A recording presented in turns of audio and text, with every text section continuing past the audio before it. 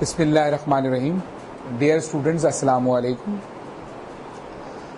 अल्हम्दुलिल्लाह single entry का topic ख़त्म हो चुका है और सिंगल एंट्री या इनकम्प्लीट रिकॉर्ड्स का टॉपिक जब मैं आपको पढ़ा रहा था तो उसमें आपको याद हो कैपिटल्स के थ्रू प्रॉफिट निकालते थे हम। एंडिंग कैपिटल में से बिगनिंग माइनस कर देते थे।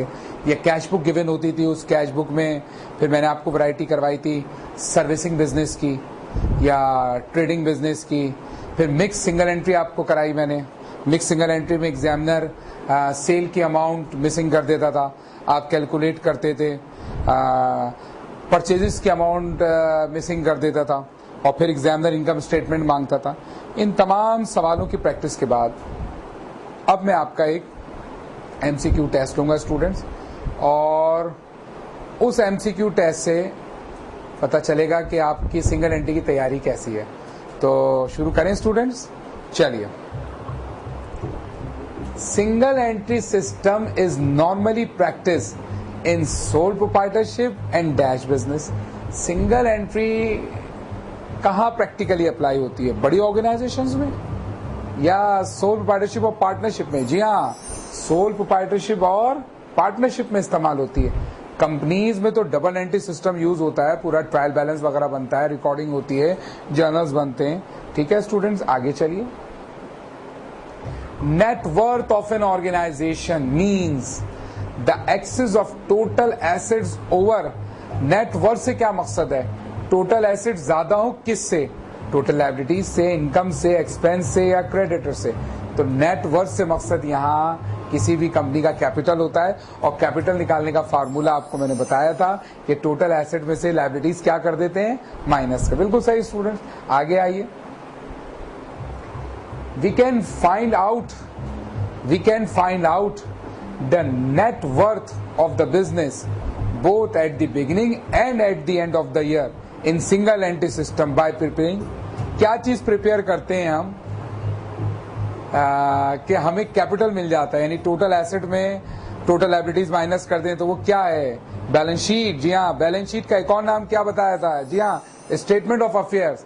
Statement of affairs it is just like balance sheet, कि आप इसमें एसेट्स में से लायबिलिटीज माइनस करते हैं और आपका जो मिसिंग कैपिटल, अगर जनवरी में बना रहे हैं या स्टार्ट में बना रहे हैं तो बिगनिंग कैपिटल आ जाता है, दिसंबर में बना रहे हैं या जून 30 में बना रहे हैं तो कैपिटल एट एंड आ जाता है।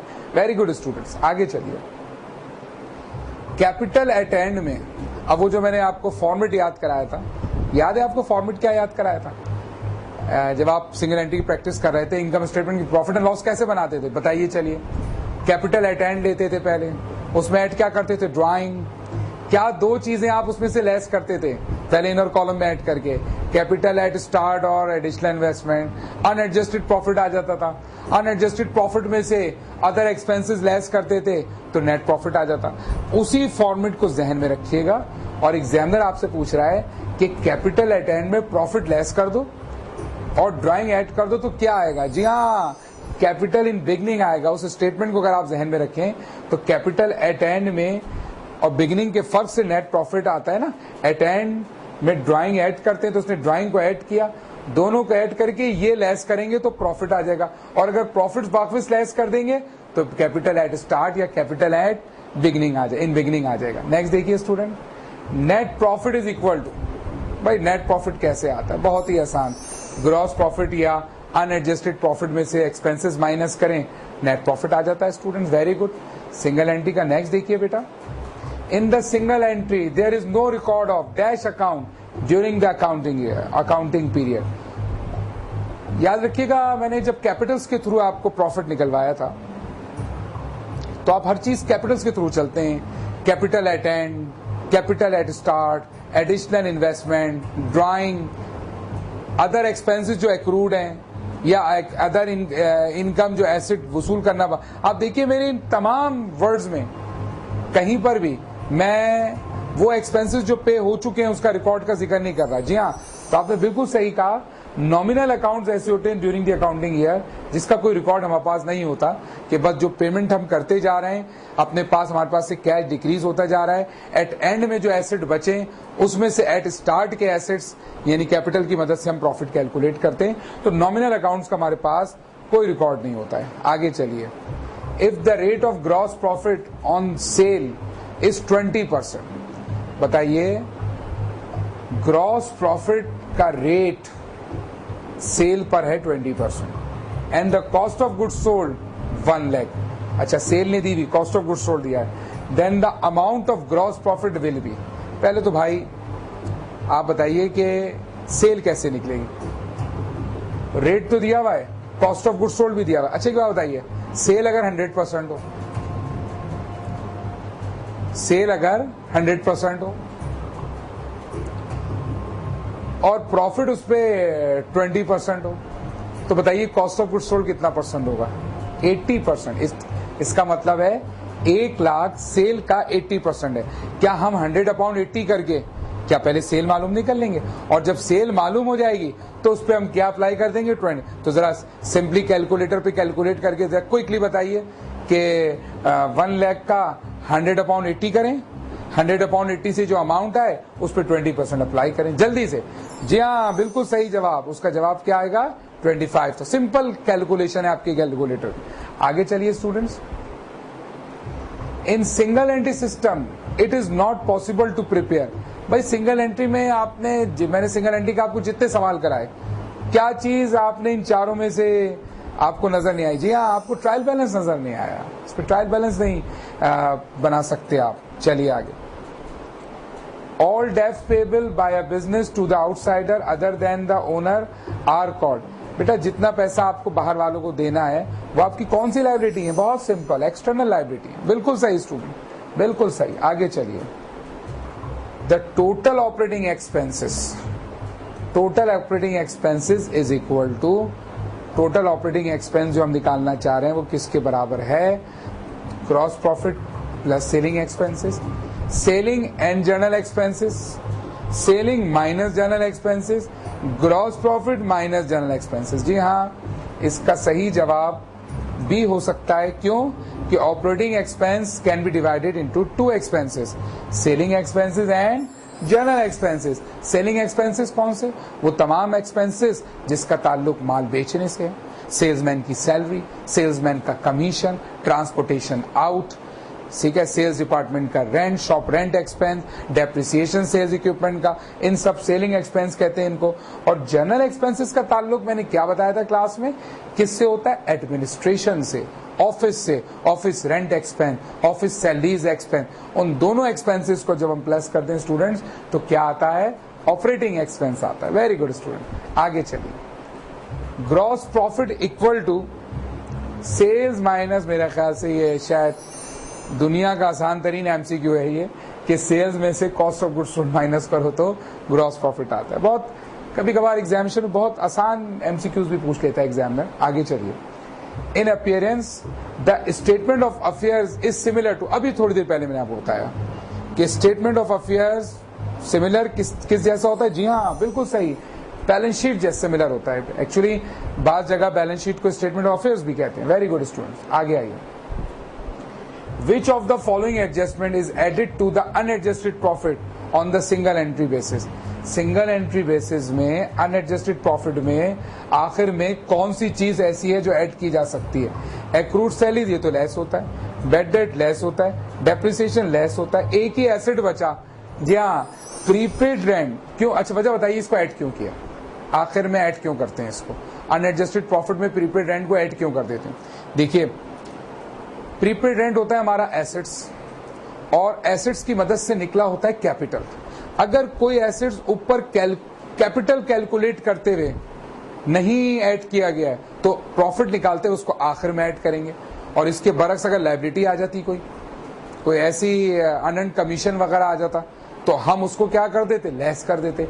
तो कोई करंट एसेट अगर क्रिएट हो रहा है, तो करंट एसेट्स अगर कोई क्रिएट होगा, स्टूडेंट्स बताइए, कोई करंट एसेट्स क्रिएट होगा तो वो क्या होगा? ऐड। और अगर कोई करंट लायबिलिटी क्रिएट होगी तो वो क्या होगी? लेस। Very good. नेक्स्ट देखिए,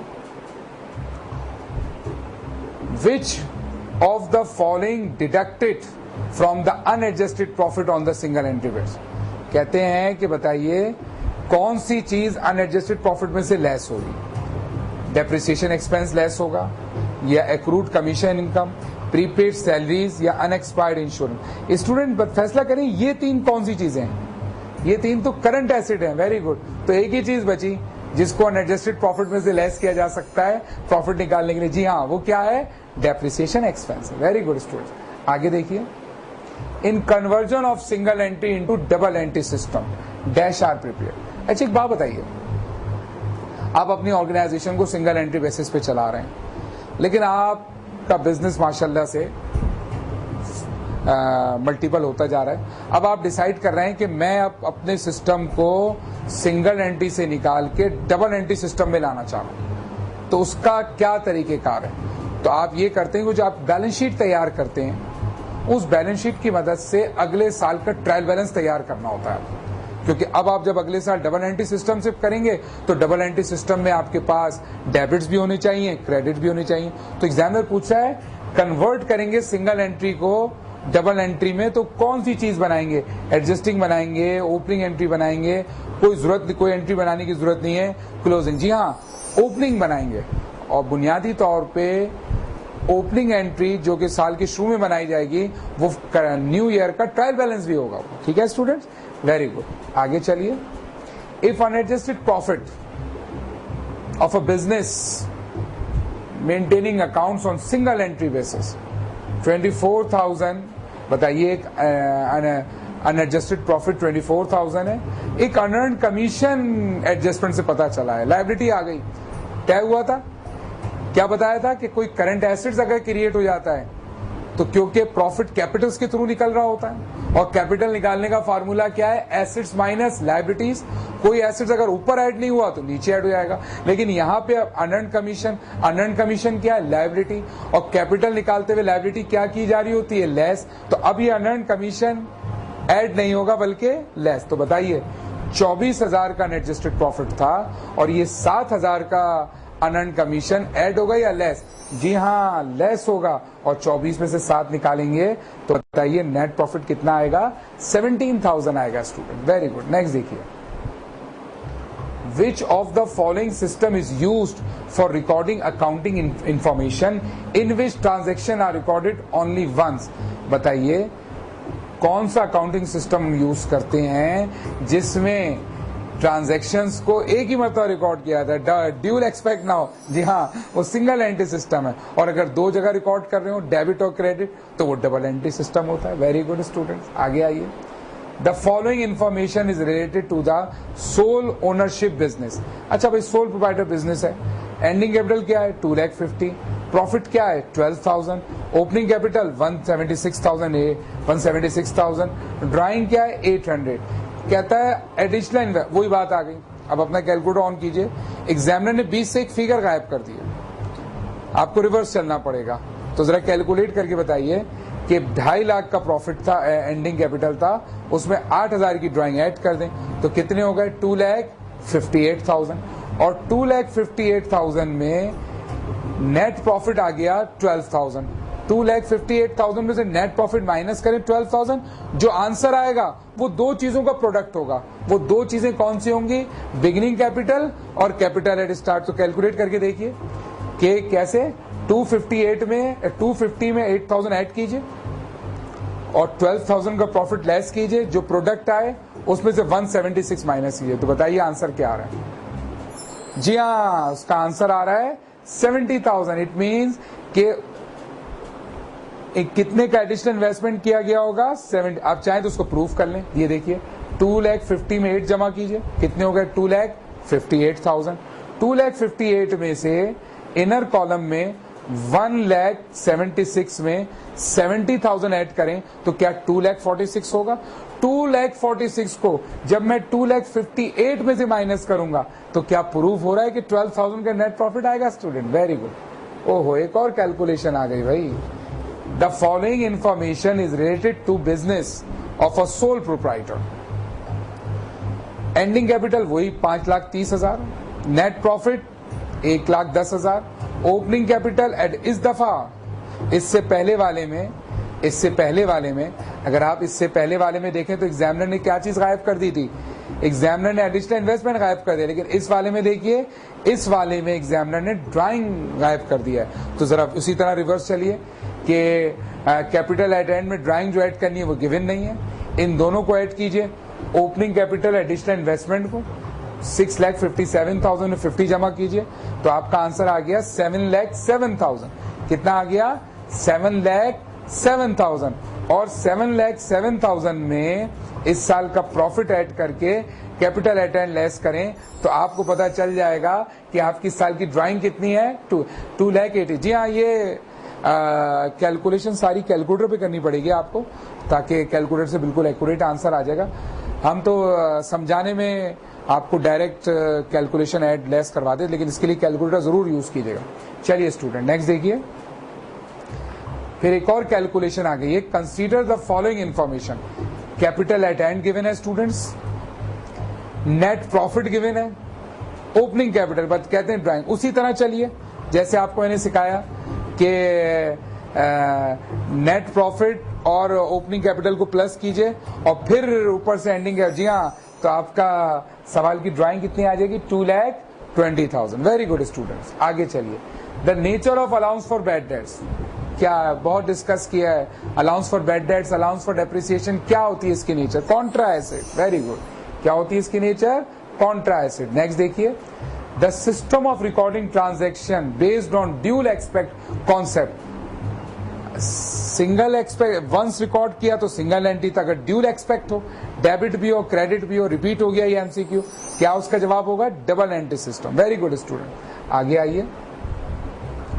under the net worth method on single entry, the net profit is calculated by comparing the dash in the beginning and the dash at the and.